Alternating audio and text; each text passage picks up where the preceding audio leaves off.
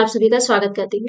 हमारा जो NCERT series chapter wise चल रहा है, जो अभी हम थ्योरी पढ़ा रहे हैं, पूरा कंप्लीट करेंगे 6 to 12।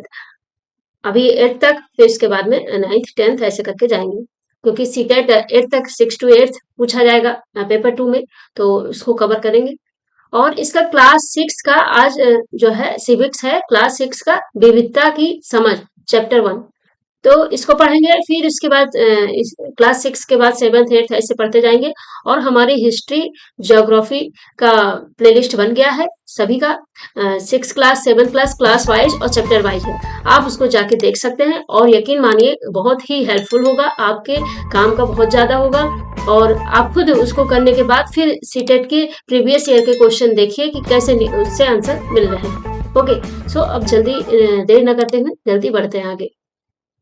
तो लेसन का नाम है विविधता की समझ। इसमें थोड़ा सा समझाएंगे, वैसे तो केरल और जो लद्दाख है वो मेन पॉइंट है। तो विविधता की समझ में है कि हमारा जो देश है वो कई विविधताओं से, यानी भिन्न भिन्न प्रकार के लोग रहते हैं, विभिन्न प्रकार की भाषाएं हैं, रंग रूप, जलवायु भी यहाँ एक जैसे पूरे भारत में नहीं है।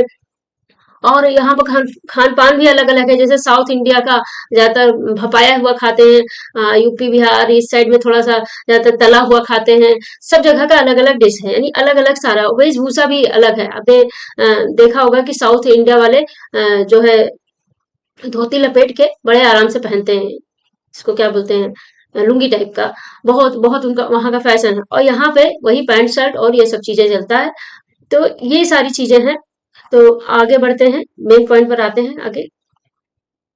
तो इसमें जो कहानी, समीर नाम के दो युवक है, एक समीर 1 समीर 2, और एक पढ़ा लिखा है, एक पेपर बेचता है, वो बिल्कुल पढ़ा लिखा नहीं है। तो इस पर कहानी है, वो आप पढ़ सकते हैं थोड़ा सा समझ के लिए, लेकिन इसमें कुछ ऐसा है नहीं जो पेपर में आए। आगे बढ़ते हैं। जो मेन पॉइंट है वो मैंने हाईलाइट कर लिया हुआ है। भारत में विविधता, वही जो मैंने बताया कि भारत विविधताओं का देश है, और विभिन्न भाषाएं बोली जाती हैं। और एक नई बात यह है बिल्कुल, कि भारत में जितने धर्म हैं, वर्ल्ड में जितने धर्म हैं, सारे धर्म के व्यक्ति यहाँ पे रहते हैं। अभी आप आगे के चैप्टर में पढ़ेंगे कि कितने प्रकार के धर्म हैं। वो सारे धर्म के जो अनुयायी हैं, या कहिए जो उसके मानने वाले लोग हैं, वो भारत में रहते हैं, इसलिए भारत महान कहा जाता है।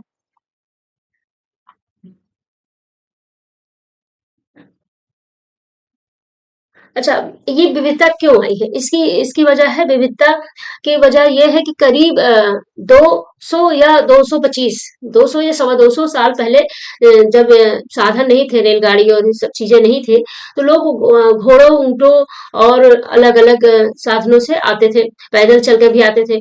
तो फिर यहाँ जब आए, जैसे हमारे लद्दाख हो, केरल में आए, मेन जगह पर वहीं पे आए। तो जब वहां पे आए कि तो वहां का सब उनको बहुत अच्छा लगा, वेशभूषा और वहां का खान पीन और जलवायु, मेन जलवायु, क्योंकि जैसे केरल में है सारी सुविधाएं वहां पे है ही है। और जो लद्दाख है उसमें एक अलग टाइप की चीजें हैं, जो आप अभी पढ़ेंगे। तो ये सब उन लोग को आकर्षित किया, और कुछ लोग जो आए बाहरी, यानी व्यापारी टाइप के लोग, वो यहीं पे बस गए।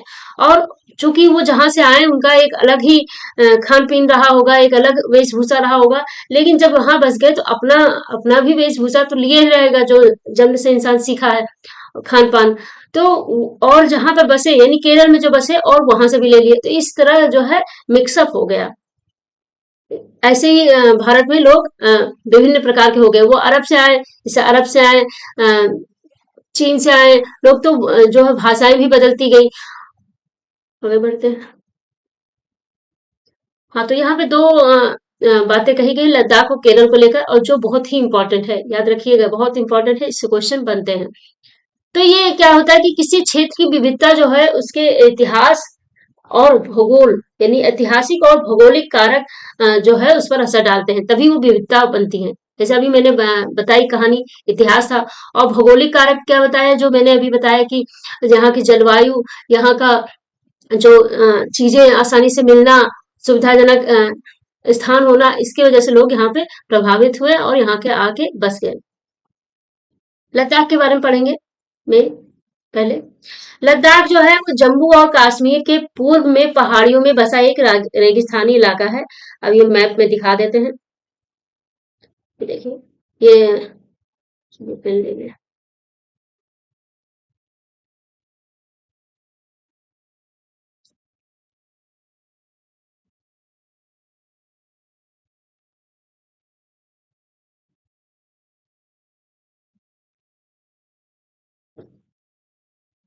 Red colour. ये जम्मू कश्मीर है। ये देखिए जम्मू कश्मीर है। इसके पूर्व में लद्दाख है। दिशा मैंने कई बार बताई, फिर से दिखा देते हैं। ऐसे दिशा का ध्यान ऐसे रखते हैं। ऊ ऊ से उत्तर हो गया, दक्षिण, पूरब, पश्चिम। तो इस साइड में है, जम्मू कश्मीर के इस साइड में है, इसलिए ये जो है पूरब में लद्दाख है। और लद्दाख की राजधानी लेह है, ये भी याद रखिएगा।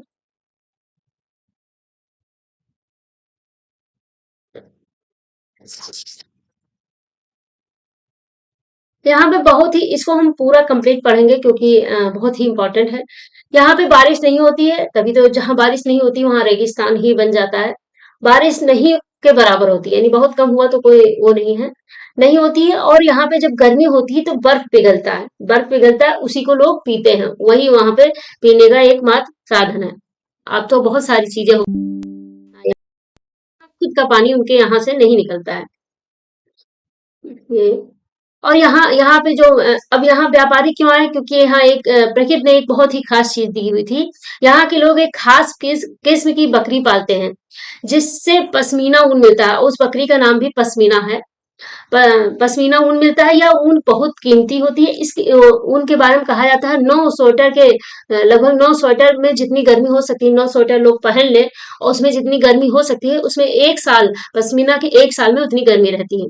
तो महंगी रहेगी, और महंगी और होने का क्या कारण है वो अभी और आगे बताएंगे। लद्दाख के लोग बड़ी सावधानी से उन ऊन को इकट्ठा करके कश्मीर के व्यापारियों को बेच देते हैं।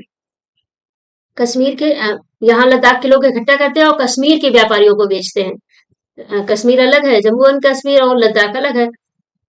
मुख्यतः कश्मीर में ही पश्मीना सालें बुनी जाती है, यानी जो लद्दाख वाले उसका मतलब वहां का बाल काटते हैं, उसका ऊन काटते हैं और बेच देते हैं, और कश्मीर में लोग उसको बुनते हैं। और यहाँ के लोगों का क्या है खान पान, यहाँ पे जो है लोग दूध से बने पदार्थ जैसे मक्खन, चीज एवं मांस खाते हैं। हर एक परिवार के पास कुछ गाय, बकरी और याक होती है।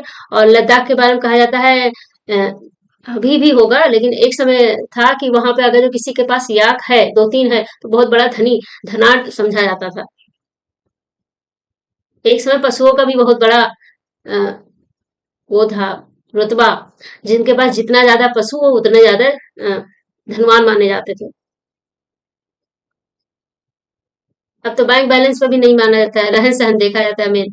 रेगिस्तान होने का, अच्छा ये लद्दाख का कहा जाता है रेगिस्तान है, तो यहाँ लोग व्यापारी क्यों गए? अभी जैसा आपने अभी सुना कि पश्मीना जो ऊन है उसके लिए लोग जाते थे। तो देखो प्रकृति ने एक चीज दिया ना जिसकी वजह से व्यापारी गए, और व्यापारी जहां जाएंगे तो वहां कुछ तो बदलाव होगा। लद्दाख तो व्यापार के लिए एक अच्छा रास्ता माना गया। और दूसरी वजह क्या है, लद्दाख को व्यापार की एक अच्छा रास्ता माना गया क्योंकि यहाँ कई घाटियां, घाटियां मतलब दो पहाड़ियों के पीछे रास्ता, घाटियां मतलब रास्ता, तो कई घाटियां हैं जिनसे गुजरकर मध्य एशिया के काफिले उस इलाके में पहुंचते थे। मध्य एशिया भी बहुत बड़ा, मतलब अब यूरोप का दबदबा हो गया, एशिया, मध्य एशिया इनका एक समय बहुत बड़ा रुतबा था व्यापार के मामले में। इलाके में पहुंचते थे जिसे अब तिब्बत कहते हैं, अब इसी इलाके को तिब्बत कहते हैं। ये काफिले अपने साथ मसाले, कच्चा रेशम, दरिया आदि लेकर चलते थे। काफिले मतलब जो व्यापारियों का झुंड चलता है सामान लेकर, उसी को काफिले कहते हैं, एक साथ जो चलता है झुंड। तो ये मसाले और कच्चा रेशम और दरिया लेकर चलते थे। अच्छा, लद्दाख की धार्मिक और सांस्कृतिक चीजों के बारे में बात करें। लद्दाख के रास्ते ही बौद्ध धर्म तिब्बत पहुंचा। आपको मालूम होगा कि जो बौद्ध धर्म है वो भारत में ही आया था। महात्मा बुद्ध भारत में ही जन्मे थे। महात्मा बुद्ध भारत के ही हैं। फिर लद्दाख में बौद्ध धर्म पहुंचा। फिर लद्दाख के रास्ते जो है बौद्ध धर्म तिब्बत पहुंचा। लद्दाख को छोटा तिब्बत भी कहते हैं, इसीलिए इसको छोटा तिब्बत कहते हैं, वैसे दिखते हैं भी लोग हैं। और फिर क्या हुआ यहाँ पे, मुस्लिम कैसे आए, करीब 400 साल पहले, करीब 400 साल पहले यहाँ पर लोगों का इस्लाम धर्म से परिचय हुआ। और अब यहाँ अच्छी खासी, जो वर्तमान समय में है, यहाँ पे अच्छी खासी संख्या मुसलमान हैं, अच्छी खासी संख्या में मुसलमान रहते हैं। लद्दाख में गानों और कविताओं का बहुत ही समृद्ध मौखिक संग्रह है, गाना और कविता बहुत गाया जाता है। तिब्बत का ग्रंथ केसर सागा, तिब्बत का ग्रंथ है केसर सागा, लद्दाख में काफी प्रचलित है। उसके स्थानीय रूप को मुसलमान और बौद्ध दोनों ही लोग गाते हैं। अब जो मुसलमान हैं, चूंकि बौद्ध पहले आए तो मुसलमान आए तो कहीं इसे टपक थोड़ी ना पड़े, ऊपर से आ थोड़ी ना गए, या बाहरी कोई बस नहीं गया। मुसलमान जो आए वो वहां से कन्वर्ट हुए काफी लोग, तो कुछ अरब के लोग आए जो वहां पे धर्म के बारे में बताएं, मुस्लिम धर्म के बारे में, उसकी अच्छाइयाँ और सब चीजें बताएं, तो लोग प्रभावित हुए और वो कन्वर्ट हो गए, तो इस हिसाब से हुआ, काफी प्रचलित है। उसकी स्थानीय रूप के मुसलमान और बौद्ध, अब जो बचपन से चीज देखी है, जो संस्कृति रही है, वो एकदम से धर्म चेंज करने पर तो बदल जाएगी नहीं। तो वहां के जो मुसलमान हैं और बौद्ध दोनों ही लोग जो है, ये जो केसर सागा ग्रंथ है, इसको गाते हैं और उस पर नाटक खेलते हैं। ये देखिए, अभी मैंने बताया था, दिखाएंगे, पश्मीना शाल बुनती हुई औरतें, देखिए हाथ का इसमें कोई मशीनरी काम नहीं, इसीलिए महंगा है। एक महंगा इसलिए कि खास तरह की बकरी जो एक लिमिटेड है, बहुत ज्यादा संख्या उनकी नहीं है। और 5,000 फुट, लगभग 5,000 फुट ऊंचाई की पहाड़ी पर वो चरने जाती है, उनको चराया जाता है। फिर वो पहाड़, ताकि वो जिंदा रहे, खास तरह के चीजें खाती हैं। और फिर उन बकरियों के बाल से ऊन, जिसको ऊन बोलते हैं, बाल को ही ऊन बोलते हैं, उससे ये बनता है, वो भी हाथ से।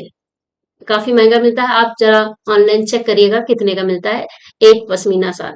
नाम से तो बहुत लोग बेच देंगे, लेकिन ओरिजिनल, मुझे तो पूरी उम्मीद है ये अमीरों के लिए होगा या बाहर सप्लाई होता होगा, जहां आम लोग नहीं पाएंगे। क्या है? तो ये मैंने लद्दाख पढ़ा दिया, और अ, अगला टॉपिक रहेगा केरल, और फिर इसके बाद बताएंगे इन दोनों को जोड़ते हुए विविधता को लेकर। तो अब यहीं पे विराम देते हैं वीडियो, और अगला वीडियो जो आएगा सेकंड पार्ट में केरल, वो आप देखिएगा, और उससे भी बहुत ही इंपॉर्टेंट क्वेश्चन निकलते हैं, वो आप देखिएगा। उससे लद्दाख से भी ज्यादा कई क्वेश्चन बनते हैं। सो पढ़िए, मस्त रहिए, बाय बाय।